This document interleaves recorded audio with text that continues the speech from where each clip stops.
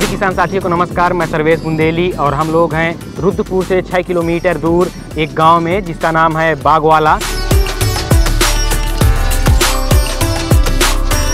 और यहाँ पे विनीत भैया हैं जो यहाँ पे मछली पालन का काम करते हैं और इनके लगभग 4 तालाब हैं जिसमें विभिन्न प्रकार की जो मछलियाँ होती हैं उनका उत्पादन करते हैं, जिनसे हम जानेंगे कि यहाँ पे कौन कौन सी मछलियों का ये उत्पादन कर रहे हैं और कितने कैपेसिटी का इनका जो तालाब है वो है, और पूरे मछली के बीज से लेकर और उत्पादन तक, बाजार तक किस तरह से ये मैनेज करते हैं, उन सब चीज़ों के बारे में जानेंगे। भैया आपका किसान ऑफ इंडिया में बहुत बहुत स्वागत है। धन्यवाद सर। पहले तो हमें ये बताएं कि ये जो मछली पालन आप शुरू किए तो लगभग कितने सालों से कर रहे हैं, और मछली पालन शुरू करने के पीछे की क्या स्टोरी थी? पिछले 4 वर्षों से मैंने काम स्टार्ट किया और मेरे पास इस समय 4 एकड़ का तालाब है और मेरे पास आईएमसी में रोहू, कतला, ग्रास, नैनी इसका पालन करता हूं और एक पंगेसियस के लिए भी 1 एकड़ का तालाब मैंने बना रखा है, उसका भी पालन करता हूं। मैं एकड़ में 5 से 6 हज़ार सीड रखता हूं और उसमें 4 प्रकार की प्रजाति रोहू, कतला, नैनी और ग्रास।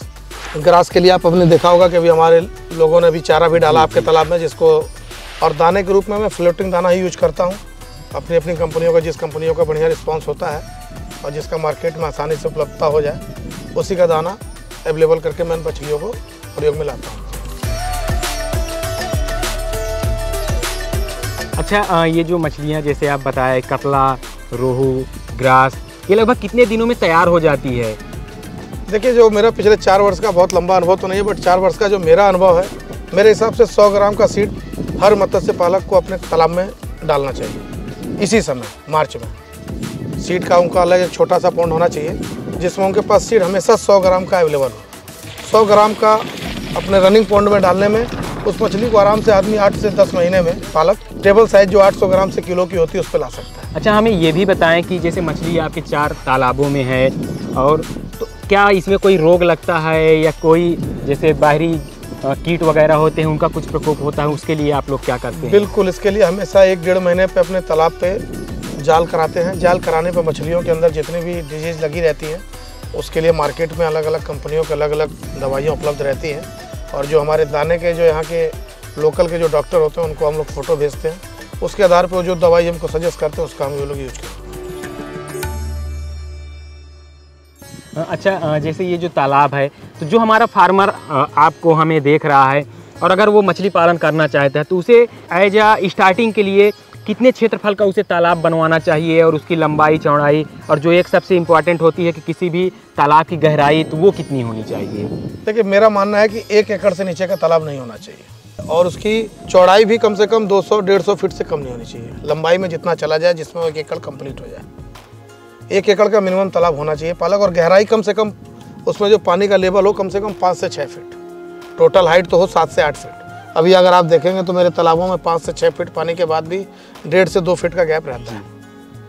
और इसमें लगभग 1 एकड़ का अगर कोई तालाब बनवाता है तो उसमें कितने बच्चे एक बार में छोड़ सकता है, और उससे लगभग कितना उसे उत्पादन मिल जाएगा? या आप जो कर रहे हैं, आपका लगभग 4 साल का अनुभव है, तो आपको किस तरह से उत्पादन कितना मिला है अलग अलग वैरायटियों का? देखिए, अगर 5000 बच्चा 1 एकड़ में डाला जाए और पालक सही से ध्यान दे और 800 ग्राम की भी एक मछली हो तो 5000 बच्चे का 40 कुंटल वजन होता है, जो कि मार्केट में नॉर्मल 150 रुपये किलो है। तो उसको अगर हम 40 कुंटल से मल्टीप्लाई करें तो 6 लाख रुपए 1 एकड़ का उत्पादन कर सकता है। तो 1 एकड़ में आराम से अपने खेती से बढ़िया मत्स्य पालन में जीवन अर्जित कर सकता है, और ये रोजगार का बहुत ही अच्छा और सुनहरा अवसर है। और इसको खेती के जहाँ पर जो भूमि खेती योग्य नहीं वहाँ तो यही कार्य करना चाहिए, मछली पालन कर सकते बिल्कुल करना चाहिए। अच्छा, जैसे बहुत सारे किसान होते हैं, ये जो मछली पालक होते हैं, कि हमें जो भी हम अपने यहाँ ब्रीड तैयार करते हैं, उसका उत्पादन करते हैं, उसका सही रेट नहीं मिल पाता। तो ये रुद्रपुर में जैसे आप कर रहे हैं तो आपको किस तरह से मार्केट मिलती है और आप किस तरह से एक अच्छी मार्केट प्राप्त करते हैं? देखिए, ये तो अलग अलग शहरों का मार्केटिंग का अलग अलग, सबका अपना अपना एक अलग अलग स्टैंड है। कहीं कुछ ज़्यादा पेंगेसियस चलता है, कहीं रोहू चलता है। अब जिस क्षेत्र में आपका तालाब है वहाँ की लोकलिटी किस मछली को ज़्यादा प्रेफर कर रही है, किसान को उस पर जाना चाहिए। जैसे अगर मैं आज रुद्रपुर की बात करूँ तो मेरे इर्द गिर्द बंगाल समुदाय के बहुत सारे लोग रहते हैं, जिनकी प्रथम जो सबसे अच्छी मछली मानते हैं वो रोहू मानते हैं। तो रोहू हमारे यहाँ 400 ग्राम से भी बिक्री तालाब पे स्टार्ट हो जाती है। तो जिस क्षेत्रफल में जहाँ भी आप रह रहे हैं वहाँ पे लोकेलिटी में कौन सी मछली ज़्यादा पसंद की जा रही है, उसका उस पालक को ध्यान रखते हुए पालन करना चाहिए। भैया मुझे एक चीज़ और भी बताएं कि जो आप दाना देते हैं तो दिन में कितनी बार देना चाहिए, या उसका क्या टाइमिंग होता है, किस तरह से उसे आप मैनेज करते हैं? दाने का कंपनियों का अपना अपना FCR होता है, उनका अपना अपना स्टैंडर्ड होता है, हर कंपनी का हर दाना। जिस दाने को आप यूज़ करना चाह रहे हैं, फिलहाल जैसे मैं अपना IMC के लिए यूज़ करता हूँ तो इनका कहना है 2 से 2.5% बॉडी मास का। अब सपोज कीजिए अगर मैंने 5,000 बच्चा 100 ग्राम का अगर मैंने स्टॉक किया तो मेरा टोटल वजन 5 कुंटल होता है। अब 5 कुंटल का 2% निकालूँ तो 100 kg होता है। 40 kg का एक बैग आता है तो डेली 2 बैग पड़ना चाहिए।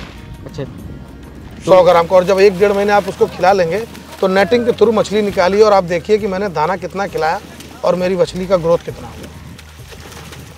फिर आपको जो भी दाना सप्लायर है उसका लोकल डॉक्टर आएगा, वो आपको और ब्रीफ में समझाएगा कि कब दाना डालें, कितना डालें, कितनी देर में खा लेना चाहिए। सारा आपको उस दाने वाला अपडेट करके जाएगा, जिस दाने को आप यूज करना चाहेंगे, जो आपके यहाँ लोकेलिटी में आराम से मिल जाए। और जो भी हमारे दर्शक और मछली पालक देख रहे हैं, तो मछली पालन में विशेष रूप से किन किन बातों का ध्यान देना चाहिए? मछली पालक में सबसे पहले तो तालाब खोदने से पहले अपनी मिट्टी की जांच करानी चाहिए, क्या उस मिट्टी में हमारा पानी रुक पाएगा या नहीं। कई किसान बेचारे इसको बनाने के बाद उसको पानी में भरने में ही उनको काफ़ी समय लग जाता है, जो कि पानी स्थिरता के साथ उनके यहाँ नहीं रुक पाता है। सबसे पहली बात ये होना चाहिए। और लोकल के जो सीड सप्लायर हैं उनसे बचकर जो गवर्नमेंट की सीड सप्लायर हैं या जहाँ पर फेथ हो वहाँ से बच्चा सीड करना चाहिए। और बच्चे को क्वांटिटी बेस पे ही करना चाहिए। ऐसा नहीं है कि 5,000 में हम फिंगर लाइन का लाके 5 लाख बच्चा डाल दिए, दाना डाल रहे हैं 1 लाख बच्चे का तो भी 4 लाख बच्चे नहीं बढ़ेंगे, और दाना डाल देंगे 6 लाख का तो भी 2 लाख बच्चे का नुकसान करेंगे दाने में, और लास्ट में हमें लगता है कि हमें कुछ प्रॉफिट नहीं हुआ। इन चीज़ों का ध्यान रखना चाहिए कि हम जो चीज़ खिला रहे हैं क्या उस पर ग्रोथ कितनी हो रही है, क्या उसमें बीमारियाँ तो नहीं लग रही हैं। इसके लिए सबसे ज़रूरी है सीड। अगर आपने सीड बढ़िया परचेज किया है, अच्छे मादा मछली के द्वारा उसका सीड यूज करेंगे तो काफ़ी लाभ। अब मादा आजकल लोग अपने व्यापार के चक्कर में आधा किलो और 1 किलो के मादे का अंडा भी निकाल कर बाजार में दे रहे हैं बच्चे के रूप में, जबकि इसके लिए 2-2.5-3 kg की मछली होनी चाहिए, फर्स्ट बीट का बच्चा होना चाहिए, इसका यूज लेना चाहिए। अच्छा, जो हमारे किसान साथी या मछली पालक जो देख रहे हैं, तो हम लोगों के माध्यम से या किसान ऑफ इंडिया के माध्यम से आप उन्हें क्या संदेश देना चाहेंगे?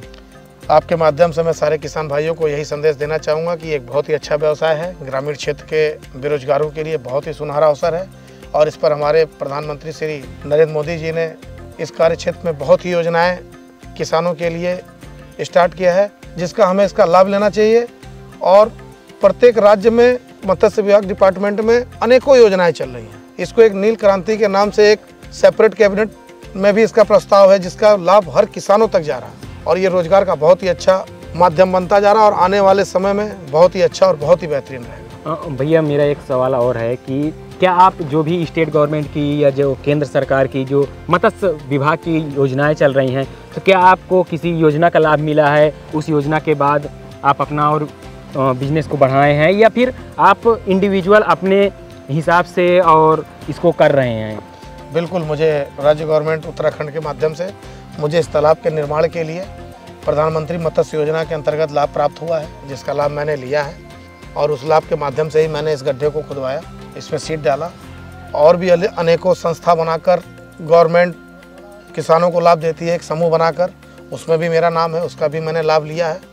तो लाभ के बारे में तो बहुत है, किसान अगर इसको सुचारू रूप से देखे और उस पर अध्ययन करे तो अनेकों इस पर योजनाएं हैं। मछली पालन का है, कुछ बेरोजगार अगर मछली बेचना चाहते हैं तो उनके पास मोटरसाइकिल का साधन है, कुछ लोग एक कटलेट के रूप में दुकान खोलना चाहें तो दुकान का इसमें है, तो रोजगार के बहुतेरे साधन है। तो ये हम लोग साथ विनीत भैया थे जो बताए कि पहले ये ट्रेनिंग लिए और उसके बाद उत्तराखंड गवर्नमेंट का जो मत्स्य विभाग है वहाँ से प्रधानमंत्री मत्स्य योजना का लाभ लेके और ये तालाब खुदवाए। इस समय इनके पास 4 तालाब हैं जो हम लोग देख रहे हैं, और लगभग 3-4 प्रकार की मछलियाँ हैं, और जो मछलियों का साइज़ है वो 100 ग्राम से 1 किलो 2 किलो तक की भी मछलियाँ हैं, और काफ़ी बड़ी मछलियाँ हैं। और अभी हम लोगों ने देखा भी कि अभी मछलियों को तालाब में छुड़वाए भी हैं, जो लगभग 100 ग्राम 50 ग्राम से लेकर 1 किलो 1.5 किलो तक की थी।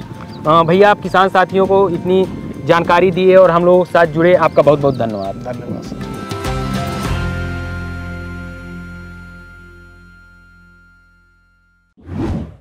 किसान ऑफ इंडिया के YouTube चैनल को सब्सक्राइब करने के लिए नीचे दिया हुआ सब्सक्राइब बटन दबाएं और किसान ऑफ इंडिया से जुड़े सभी अपडेट्स को पाने के लिए बेल आइकॉन दबाना ना भूलें।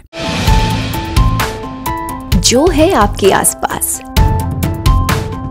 आपके शहर का खास, वो दिखाएगा आपको DNN 24, आपका अपना डिजिटल न्यूज नेटवर्क। तो फिर कीजिए लाइक, सब्सक्राइब और फॉलो।